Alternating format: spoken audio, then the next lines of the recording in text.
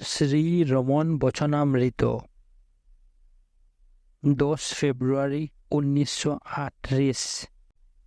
শ্রীমতী ধর বললেন, শ্রী ভগবান এমনকি কাজ করার সময়ও অনুসন্ধান অভ্যাস করার পরামর্শ দেন। অনুসন্ধানের চরম অবস্থায় আত্মজ্ঞান লাভ হবে, আর তার ফলে শ্বাস নিরুদ্ধ হয়ে যাবে। শ্বাস নিরুদ্ধ হলে কাজ চলবে কি করে, কিংবা অন্যভাবে কাজ করাকালে শ্বাস নিরুদ্ধ কি করে হবে? মহারিষি, সাহিত্য ও সাধনার মধ্যে একটা বিপর্যাস আছে।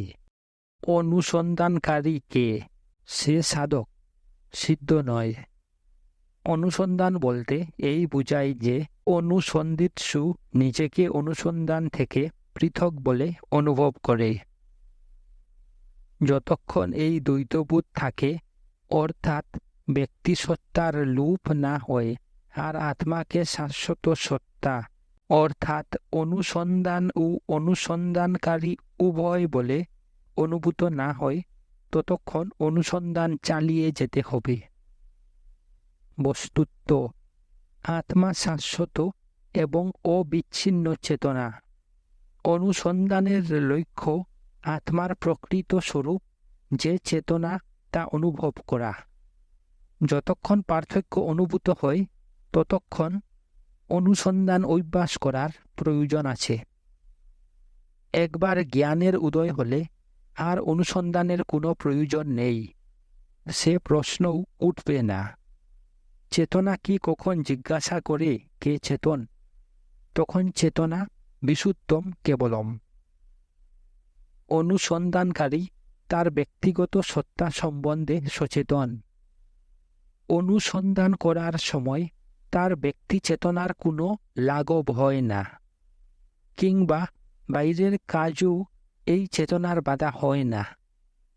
যদি আপাত বহিরঙ্গ কর্ম ব্যক্তি চেতনার বাধা না হয়, তবে যে কাজ আত্মা থেকে পৃথক নয়, সে কি নিরবিচ্ছিন্ন, অদ্বিতীয় ও কাজ থেকে পৃথক ব্যক্তিসত্তা নয়? এরূপ আত্মবোধের বাধা হতে পারে? শ্রীমতী ধর বললেন, আমি এই সৃষ্টির একটা অংশ, সুতরাং তার অধীন। আমি স্বাধীন না হলে এ রহস্যের সমাধান করতে পারি না। তথাপি শ্রী ভগবানকে জিজ্ঞাসা করলে কি তিনি আমার হয়ে প্রশ্নটার উত্তর দেবেন না? মহারিষি, হ্যাঁ, ভগবানই বলছেন, স্বাধীন হও আর নিজেই রহস্যের সমাধান করো। এটা তোমাকেই করতে হবে। আবার তুমি এখন কোথায় যে এই প্রশ্ন করছ? তুমি জগতে না জগৎ তোমাতে? তুমি স্বীকার করবে যে সুষুপ্তিতে জগৎ দেখা যায় না, অথচ তুমি তোমার অস্তিত্ব অস্বীকার করতে পারো না। তুমি জেগে উঠলে জগৎ দেখা যায়। সুতরাং এটা কোথায়? স্পষ্টত এটা তোমার চিন্তায়। চিন্তা তোমার অভিক্ষেপ।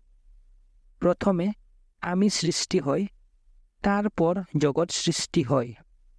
জগৎটা আমির সৃষ্টি, যেটা আবার আত্মা থেকে উঠে। এরূপে জগতের রহস্যের তখনই সমাধান হবে যখন তুমি আমির উদয়ের রহস্য সমাধান করবে। সেজন্য বলি, তোমার আত্মাকে খুঁজো। আবার জগৎ এসে কি বলে, কেন আমি আছি, আমার কি করে সৃষ্টি হলো? তুমি এই সব প্রশ্ন করো। প্রশ্নকর্তাই তার ও জগতের সম্বন্ধে সম্পর্কটা ঠিক করুক। তাকে স্বীকার করতে হবে যে জগৎটা তার কল্পনা। কে কল্পনা করে? সে আবার আমিকে আর তারপর আত্মাকে খুঁজুক। অধিকন্তু এ যাবৎ সকল বৈজ্ঞানিক ও দার্শনিক মতবাদের সমন্বয় হয়নি। এই মতবাদের অসাদৃশ্য থেকেই স্পষ্ট বোঝা যায় যে এভাবে উত্তর পাওয়ার চেষ্টা নিরর্থক। এগুলো কেবল বুদ্ধিগত ও কাল্পনিক ব্যাখ্যা ছাড়া আর কিছু নয়।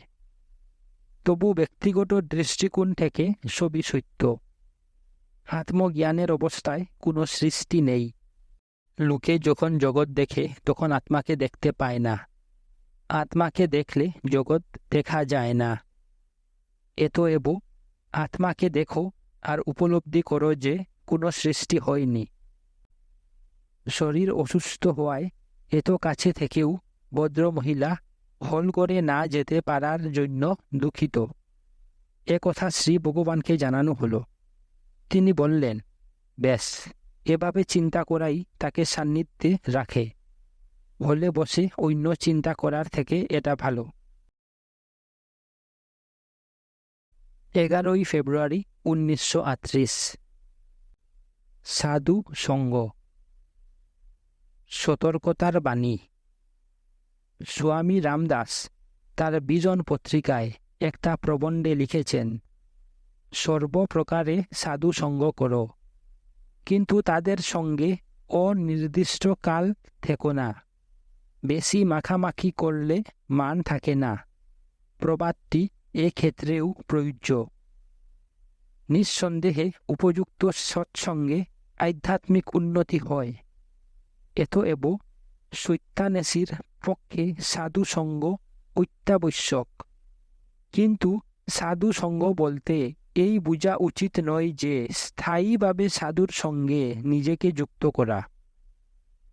যে অল্প সময়ের জন্য তাদের সঙ্গ করবে, উৎসাহ ও উপদেশ লাভ করবে, অন্তর্নিহিত সত্যের বোধ সম্বন্ধে পূর্ণভাবে সচেতন হবে, সে যে প্রেরণা ও অনুভূতি লাভ করেছে সেটি স্তিমিত বা অদৃশ্য হওয়ার পূর্বেই তার সঙ্গ ত্যাগ করা ভালো।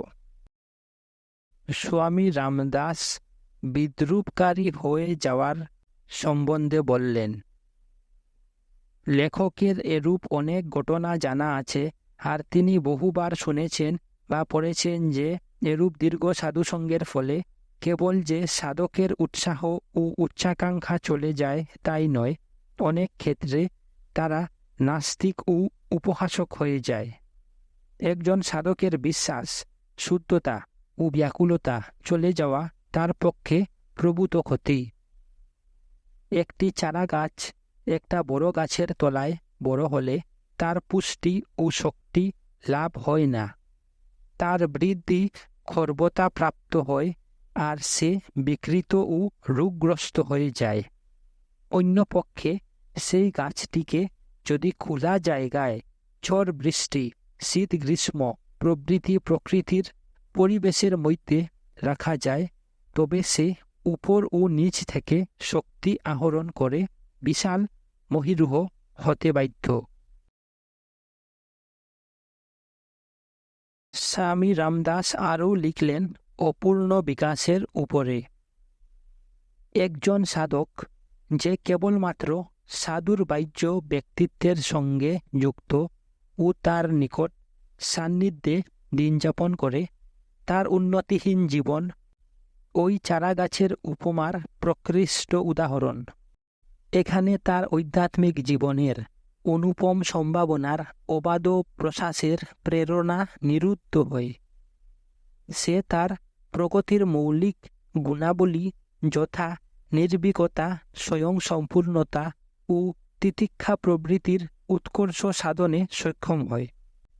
যে এক অদ্বিতীয় মহান পথ প্রদর্শক তার দেহ মন বাক্যকে পরিচালনা করেন, তিনি তার অন্তঃস্থিত সর্বশক্তিমান আত্মা। সেই আত্মার নিকট সমর্পণ করা ও তারই প্রতিমূর্তি হওয়া তার লক্ষ্য। নিজের পায়ে দাঁড়ানো, নিজের অভিজ্ঞতা ও শক্তির দ্বারা সংগ্রাম ও উন্নতি করা এবং অবশেষে তার নিজের উদ্যমে নিজেকে ঈশ্বরের নিকট সমর্পণ করাই মুক্তি ও শান্তি লাভ। পূর্বে যা বলা হয়েছে তা থেকে ঈশ্বর দ্রষ্টা পুরুষের সঙ্গের মাহাত্ম্য ও প্রয়োজনীয়তার প্রতি কটাক্ষ করা হচ্ছে বিবেচনা করা সমীচীন হবে না। এরূপ সাৎসর্গ দ্রুত আধ্যাত্মিক উন্নতির পক্ষে অপরিহার্য। বস্তুত সাধুকৃপা সাধনার অমূল্য উপায়, আর এটি ব্যক্তি রেখে একজন সাধকের অবস্থা একটি পিঞ্জরাবদ্ধ পক্ষীর মুক্তির আশায় পিঞ্জরের লৌহ শলাকায় পক্ষ তারণের মতো ব্যর্থ। সাধুরাই ত্রাণকর্তা ও মুক্তিদাতা। হিন্দু ধারণা অনুযায়ী জ্ঞানী ঈশ্বরের অবতার, সুতরাং তাকে শ্রদ্ধা করো, তার সঙ্গের বিরল আনুকূল্য লাভ করো, তাকে সরল ও পবিত্র হৃদয় সেবা করো, অবিনিবেশ সহকারে তার উপদেশ শ্রবণ করো ও তদনুযায়ী কর্ম করার চেষ্টা করে তোমার অভীষ্ট লক্ষ্য সত্যের পূর্ণ জ্ঞান লাভ করো। কিন্তু তার সহচর্যের মোহে প্রথম সাক্ষাতে লাভ করা আধ্যাত্মিক কৃপা হতে বঞ্চিত হওয়া বাঞ্ছনীয় নয়। এই অংশটি শ্রী ভগবানকে পড়ে শোনানো হল। তিনি শুনে নীরব রইলেন। তাকে সাধুসঙ্গ বিপজ্জনক কিনা বলার জন্য অনুরোধ করা হল। তখন তিনি একটি তামিল পদ উদ্ধৃত করলেন। তাতে বলা হয়েছে যে বিদেহ মুক্তি পর্যন্ত গুরুসঙ্গ করা বিদেহ। পরে তিনি জিজ্ঞাসা করলেন যে সৎপুরুষ কোথায়? তিনি অন্তরে। তারপর তিনি আবার একটি পদ বললেন, যার অর্থ, হে প্রভু, জন্ম জন্মান্তরে তুমি হৃদয়ে রয়েছ। যে ভাষা বুঝি সে ভাষায় উপদেশ দিতে গুরুরূপে দেখা দিয়ে পথ দেখিয়েছ।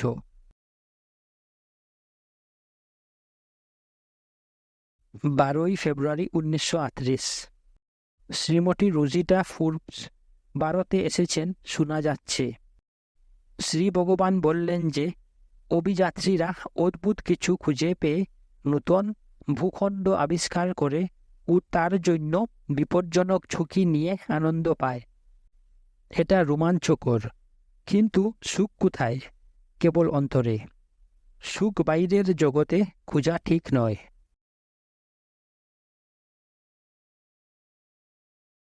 13 ফেব্রুয়ারি 1938। শ্রী ভগবান বললেন যে অদ্বৈতবাদ উপদেশ দেওয়া হয়, কিন্তু কাজে অদ্বৈত নয়। গুরু ও উপদেশ লাভ না হলে একজন অদ্বৈতবাদ শিখবে কোথা থেকে? সেখানে কি দ্বৈতবোধ নেই? এটার অর্থ এই। 14 ফেব্রুয়ারি 1938। আলেকজান্ডার সেলকার্কের স্বগত উক্তি উদ্ধৃত করে শ্রী ভগবান বললেন, নির্জনতার আনন্দ একান্তবাসে নেই। এটা জনবহুল স্থানেও পাওয়া যায়।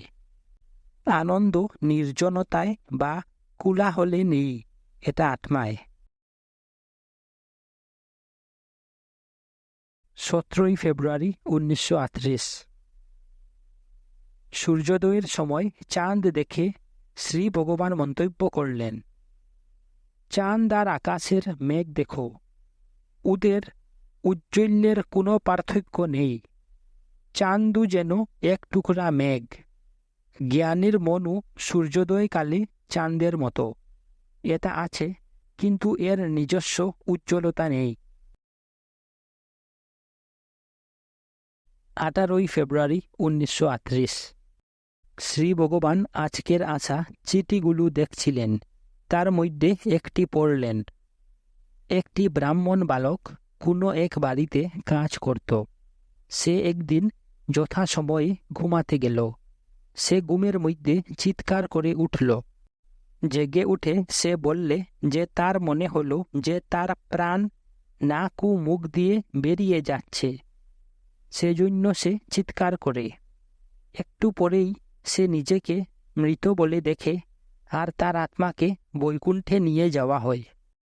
সেখানে বিষ্ণু ও অন্যান্য দেবতা পরিবেষ্টিত হয়ে বসে আছেন, আর বৈষ্ণব তিলকধারী বৈষ্ণবজন তাকে ঘিরে রয়েছে।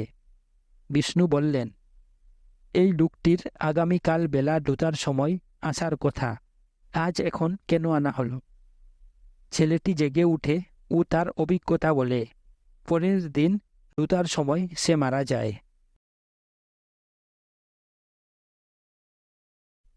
19 ফেব্রুয়ারি 1938। শ্রীমতী ধর কয়েকটি প্রশ্ন জিজ্ঞাসা করতে ও শ্রী ভগবানের সাহায্য লাভের জন্য ব্যগ্র।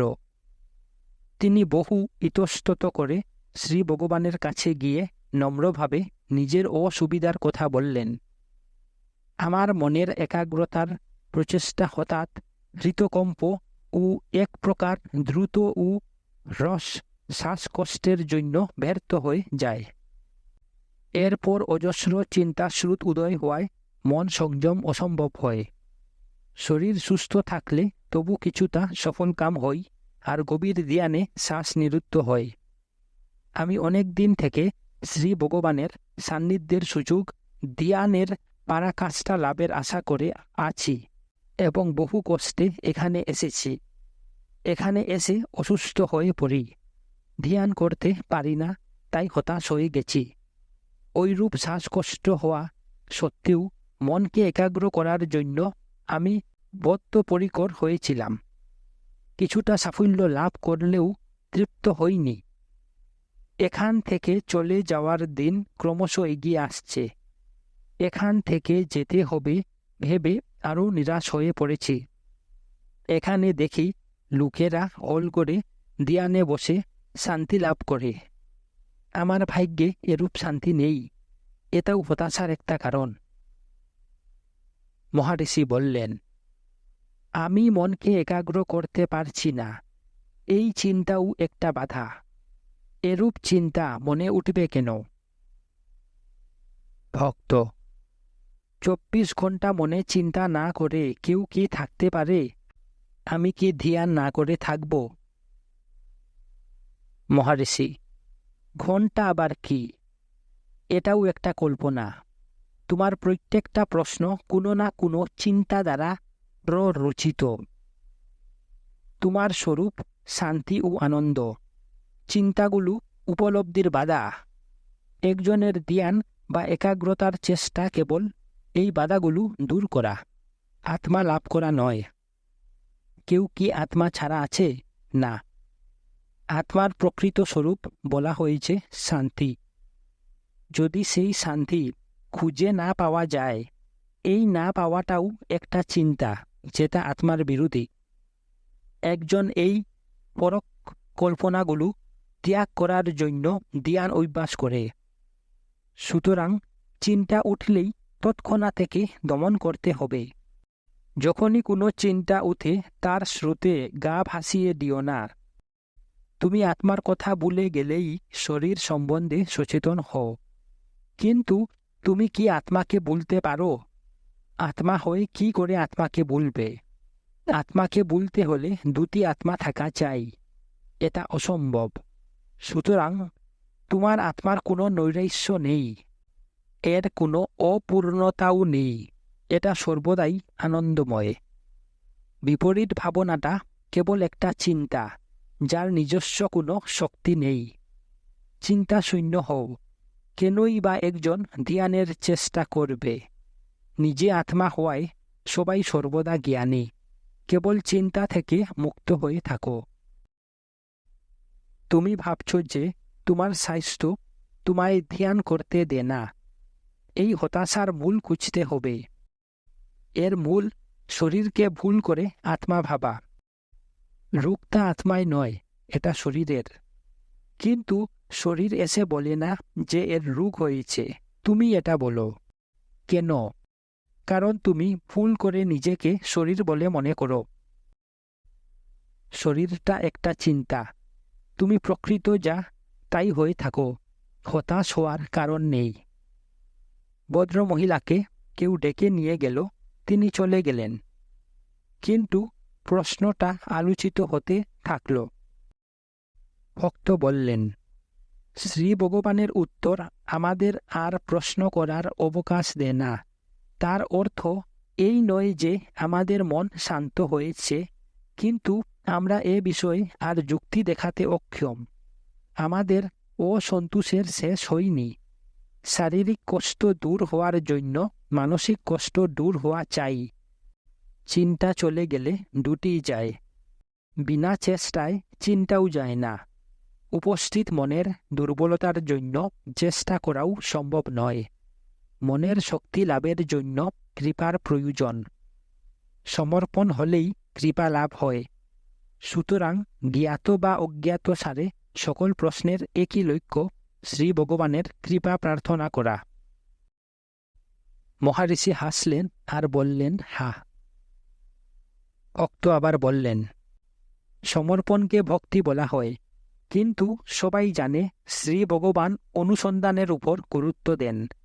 এরূপে শ্রোতার কিং কর্তব্য বিমূঢ়তা হয়।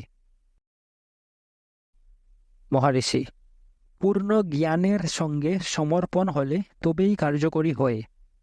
এরূপ জ্ঞান বিচারের পরেই হয়। এর সমাপ্তি সমর্পণে। ভক্ত, ব্যক্তিসত্তার অতীত হলেই ব্রহ্মজ্ঞান হয়।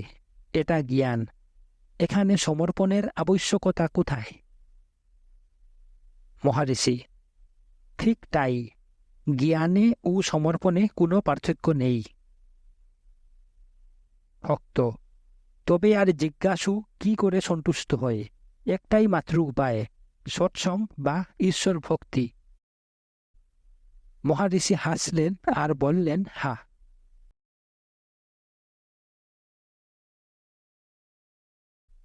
21শে ফেব্রুয়ারি 1938। কথা প্রসঙ্গে শ্রী ভগবান তার পূর্বতন সেবকদ্বয় পালানিস্বামী ও আইয়াস্বামীর প্রশংসা করলেন। তিনি বললেন যে তারা বাগানে 2টি মাছা করে দিয়েছিল। একটাতে তিনি থাকতেন আর অন্যটাতে পালানিস্বামী। সেগুলো বেশ আরামপ্রদ ছিল। সেই মাছা 2টি খড় ও বাঁশের বাতা দিয়ে তৈরি ছিল। এই সুফার থেকে আরামদায়ক ছিল। পালানিস্বামী প্রতিদিন রাত্রে ফণি মনসার ঝোপের মধ্যে দিয়ে পায়ে চলা পথে কিরণাথুর থেকে খাবার ভিক্ষা করে আনত। শ্রী ভগবানের আপত্তি করা সত্ত্বেও পালানিস্বামী সেটা করা ছাড়েনি।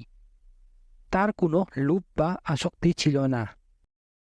সে পোক প্রণালী উপনিবেশের জরিপের কাজ করে কিছু টাকা রোজগার করেছিল আর শহরের কারও কাছে তার পুঁজি জমা রেখেছিল।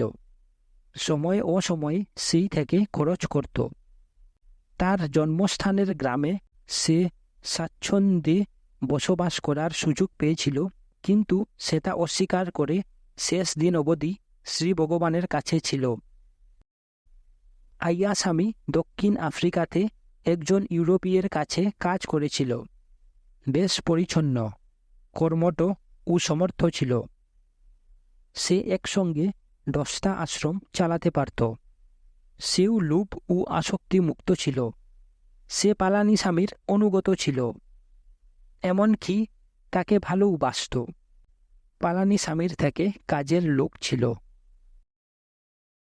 আন্নামল্লাই মহারিষিকে প্রথমে বিরূপাক্ষ গুহায় দেখে, পরে কুবিলুর গিয়ে কিছু তামিল শাস্ত্র পাঠ করে সে স্কন্দাশ্রমে ফিরে আসে। 1922 সালে জানুয়ারি মাসে 29 বছর বয়সে মারা যায়। ইতিমধ্যে সে আবেগপূর্ণ ও তাৎপর্যময় 36টি তামিল পদ রচনা করে। শ্রী ভগবান সেগুলো পাঠ করিয়ে শোনালেন ও সংক্ষেপে তাদের অর্থও বললেন।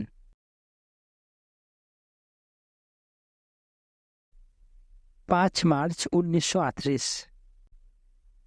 অরুণাচল মাহাত্ম্য থেকে একটা অংশ পড়া হলো। এটা পঙ্গুনির সম্বন্ধে, যার অরুণাচলের কৃপায় পা ভালো হয়ে গিয়েছিল। তারপর শ্রী ভগবান তার গুরুমূর্তমে থাকাকালে একজন লোকের সম্বন্ধে বললেন। সেই লোকটির নাম কুপ্পু আইয়ার। তার 2টি পা পঙ্গু ছিল, হাঁটতে পারত না। সে একবার পিছন ঘষে ঘষে বেট্টাবলমে যাচ্ছিল। হঠাৎ তার সামনে একজন বৃদ্ধ এসে বললে, উঠে চলো তো, পিছন ঘষছ কেন? কুপ্পু আইয়ার চমকিত ও আনন্দে অধীর হয়ে গেল। আচমকা উঠে দাঁড়িয়ে চলতে শুরু করে দিলে। একটু গিয়ে পিছন ফিরে তার উপকারী ও পরিচিত লোকটির খোঁজ করলে, কিন্তু কাউকে দেখতে পেল না। যারাই তার চলা দেখে অবাক হয়ে যেত, সে তাদের এই গল্প বলতো। শহরের যে কোনো বৃদ্ধ কুপ্পু আইয়ারের পা ভালো হয়ে যাওয়ার গল্প জানে। আবার মেয়েদের বিদ্যালয়ের একটি মেয়েকে কুলিয়ে নিয়ে গিয়ে তার গহনা কেড়ে নেওয়া হয়েছিল। হঠাৎ সেখানে একজন বৃদ্ধ এসে মেয়েটিকে উদ্ধার করে বাড়ি পৌঁছে গিয়ে অদৃশ্য হয়ে যায়। তিরুভন্নমালাইয়ে প্রায় এরূপ রহস্যময় ঘটনা ঘটে।